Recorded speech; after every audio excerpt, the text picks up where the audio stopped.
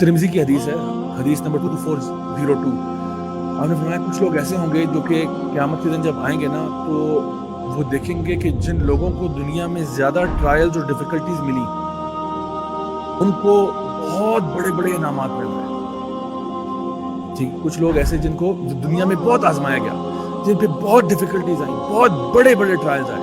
سوچے وہ لوگ جو اپریس ہوئے بہت زیادہ، جن پہ ظلم کیا گیا، جن پہ یعنی ظلم و بربریت کی داستانیں کھول دی گئیں. مطلب وہ لوگ جس طرح ہم کشمیر میں سنتے ہیں یا برما میں یا افغانستان میں یا عراق میں یا مختلف جگہوں پہ جہاں بھی مسلمانوں کو اپریس کیا گیا، فلسطین میں، یعنی وہ لوگ جن پہ بڑے ظلم ہوئے، وہ جب قیامت کے دن ہم جیسے لوگ جو ہے نا جن کو اتنا زیادہ نہیں آزمایا گیا، وہ جب ان لوگوں کی حالت دیکھیں گے نا تو کہ ان کو کتنے انعام مل رہے ہیں، تو ہم جیسے لوگ یہ خواہش کریں گے کہ کاش کینچیوں کے ساتھ ہماری کھال کاٹ دی جاتی کہ آج ہمیں بھی وہی اجر ملتا جو ان کو مل رہا ہے. آج جب ہم دنیا میں ہوتے، لوہے کی کینچیوں کے ساتھ نہ ہماری کھال کو کاٹ دیا جاتا، چیر دیا جاتا، تاکہ آج ہمیں بھی وہ ملتا جو ان کو مل رہا ہے. تو یہ بات ذہن میں بٹھا لیں کہ جتنی بڑی مصیبت انسان کے اوپر آتی ہے نا، اتنا ہی زیادہ اس کا مرتبہ اور مقام ہوتا ہے، اتنا ہی زیادہ اس کا اجر و ثواب ہوتا ہے. ابن القیم کی ماشاءاللہ یہ بڑی خوبصورت سٹیٹمنٹ ہے کہ جو لوگ بھی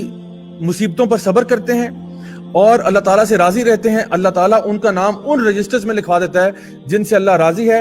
اور جو لوگ مصیبت میں صبر نہیں کرتے بلکہ اللہ سے ناراض ہوتے ہیں، اول فول باتیں کرتے ہیں، اللہ تعالیٰ کی جو ہے نا تقدیر پر راضی نہیں ہوتے، اللہ تعالیٰ ان کا نام ہالکین میں لکھوا دیتا ہے. وہ لوگ جو کہ ہلاک ہو گئے، وہ لوگ جو کہ برباد ہو گئے. ہم اپنے آپ کو جتنا مرضی بڑا فن خواں سمجھ لیں، ہم کیا ہیں؟ کچھ بھی نہیں. ہمارا علم کتنا ہے؟ اتنا سا، یعنی ایک نمک برابر تو ہمارا علم ہے. لیکن اس علم کے یعنی بدلے میں ہم یہ سمجھیں کہ جی ہمیں پوری کائنات کا علم ہونا چاہیے، ہمیں پتا ہو کہ اللہ کا ایک ایک فیصلہ کیوں ہو رہا ہے. تو یہ تو امپاسبل سی بات ہے، ایسا ہو نہیں سکتا. تو جب بھی آپ کی لائف میں کچھ بھی ہوتا ہے، جب آپ اللہ پہ ٹرسٹ کرتے ہیں نا، آپ کہتے ہیں جو بھی ہوا ہے نا اللہ کی رضا سے ہی ہوا ہے نا، اللہ کی اجازت سے ہوا ہے.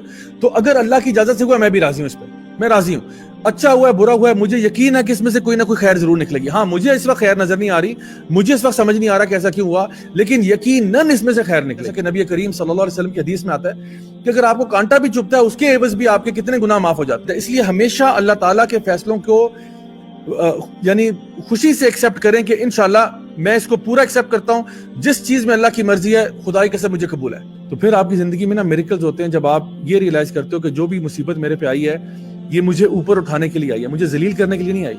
جو بھی مصیبت میرے پہ آئی ہے یہ مجھے اوپر اٹھانے کے لیے آئی ہے. میں نے اس پہ اللہ تعالیٰ سے راضی رہنا ہے. میں نے ہر حالت میں کہنا ہے الحمدللہ علی کل حال، ہر حال میں اللہ کا شکر ہے. جس بندے کا یہ رویہ ہوگا انشاءاللہ الرحمن وہ ہمیشہ سرخرو اور کامیابی ہوگا.